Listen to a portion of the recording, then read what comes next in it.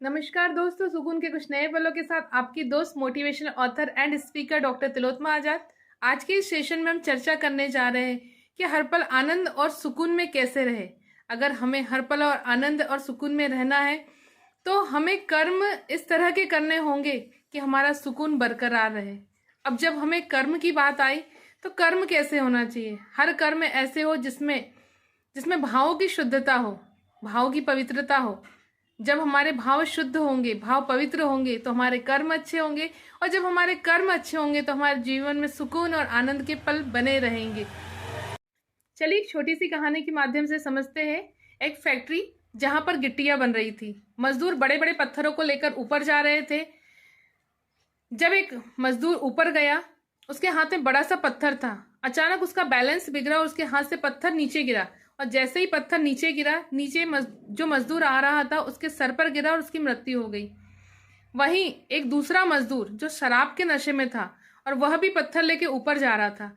जैसे ही वह ऊपर पत्थर लेकर पहुंचा, उसके हाथों से बैलेंस बिगड़ने की वजह से पत्थर नीचे गिरा और जो नीचे से मजदूर आ रहा था उसकी भी मृत्यु हो गई।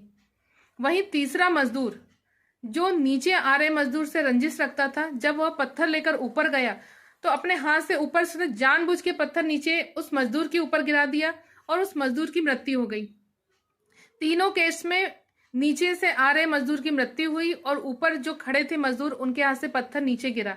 लेकिन जब जज साहब ने सजा सुनाई तो तीनों मजदूरों को अलग अलग सजाएं सुनाई।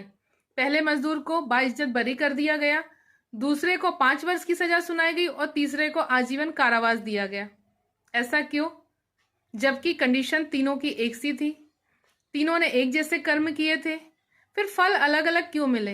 इसका कारण था कि भाव, तीनों के भाव अलग अलग थे। पहले वाले जो मजदूर का था उसके अंदर पवित्र भाव थे, वह सिर्फ अपने काम पर फोकस था, पर अचानक गलती से उसके हाथ से पत्थर गिरा था। वहीं दूसरा मजदूर जिसकी गलती की वजह से, क्योंकि वो नशे में था, उसे 5 वर्ष की सजा दी गई। वहीं जो तीसरा मजदूर था उसके मन में गलत भाव थे, रंजिश के भाव थे, इसलिए उसे आजीवन कारावास की सजा दी गई।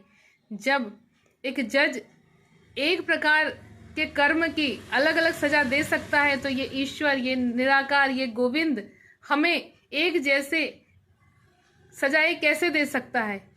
यह भी हमारे कर्मों के भाव को देखकर ही हमें परिणाम देता है। अगर हमारे भाव में शुद्धता होगी, हमारा उद्देश्य सही होगा, हमारे विचारों में पवित्रता होगी, और जो कर्म हम करेंगे तो वो कर्म अच्छे होंगे, और यही कर्म हमारे जीवन में सुकून और आनंद देंगे। सुकून और आनंद के इन्हीं पलों के साथ आपसे पुनः मुलाकात होगी। तब तक के लिए जय हिंद, जय भारत। आपको मेरा ये वीडियो पसंद आया तो इसे लाइक, सब्सक्राइब और शेयर करना ना भूलें।